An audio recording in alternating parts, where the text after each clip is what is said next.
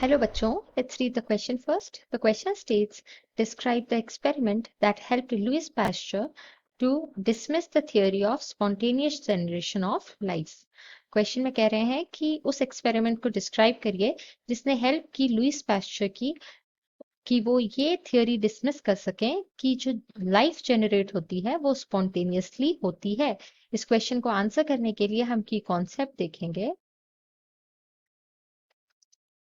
एक एक्सपेरिमेंट का जिसके बारे में इस क्वेश्चन में बात हो रही है, और उस एक्सपेरिमेंट को कहते हैं स्वान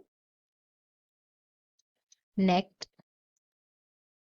फ्लास्क एक्सपेरिमेंट। तो ये जो एक्सपेरिमेंट है ये लुईस पास्चर ने किया था, जिससे कि ये थ्योरी प्रूव हुई थी, या basically spontaneous generation of life की थ्योरी डिसमिस हुई थी। स्पॉन्टेनियस जनरेशन ऑफ लाइफ की थ्योरी क्या कहती थी कि life can be generated spontaneously, which means that not any previous life is needed to generate new life. लेकिन लुईस पास्चर ने इस चीज को डिसमिस किया। तो इसका हम देखते हैं कि उन्होंने इस एक्सपेरिमेंट में किया क्या था। और उस फ्लास्क में उन्होंने एक एस शेप का ट्यूब ऐड कर दिया। ये हम देख रहे हैं, दिस इज एस शेप्ड। अब ये जो ट्यूब था, अच्छा, और इस फ्लास्क के अंदर फिल कर दिया गया था न्यूट्रिएंट ब्रॉथ। यहां पर है न्यूट्रिएंट ब्रॉथ, और इस ब्रॉथ को उन्होंने नाम दिया था इन्फ्यूजन।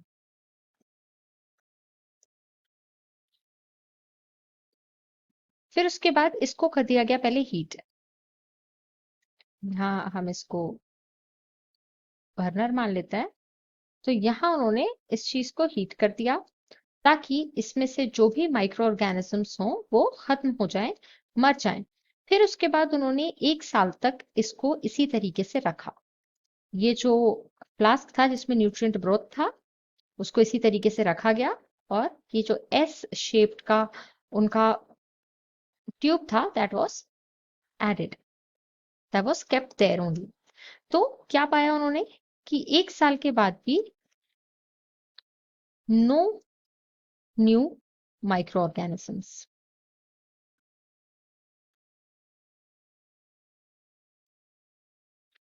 1 years later, तो यहाँ पर नो न्यू माइक्रो ऑर्गेनिजम्स थे, मतलब कोई भी माइक्रो ऑर्गेनिजम्स की जन्म नहीं हुआ यहाँ। फिर उसके बाद इन्होंने क्या किया कि जो इस फ्लास्क पे ये जो एस शेप ट्यूब था इसको हटा दिया। दिस ट्यूब वॉज रिमूव्ड, यहाँ पर लिख लेते हैं ट्यूब रिमूव्ड। और अब जो यहाँ पे ये था, इसमें क्या हुआ कि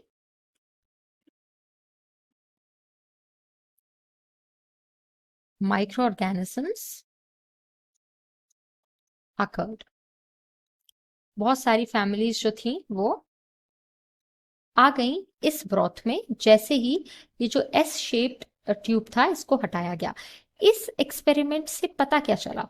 पता ये चला कि क्योंकि जो एस शेप्ड ये ट्यूब थी, इसकी वजह से जो एयर थी वो यहीं कहीं ट्यूब के बीच में ट्रैप हो जा रही थी, and it was not able to reach to the broth. और जब ये ब्रॉथ तक नहीं पहुंच पा रही थी एयर, तो क्योंकि ब्रॉथ में ऑलरेडी कोई माइक्रो ऑर्गेनिज्म प्रेजेंट नहीं था, लेकिन जो एयर के थ्रू माइक्रो ऑर्गेनिजम्स आ सकते थे वो माइक्रो ऑर्गेनिजम्स नहीं आ पाए, क्योंकि air was trapped inside the S shaped tube. It couldn't reach to the broth.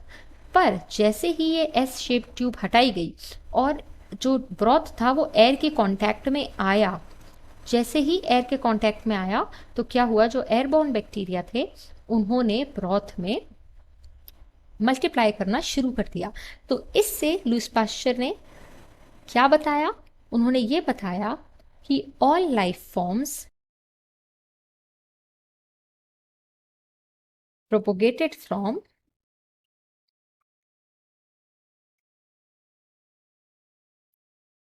Pre existing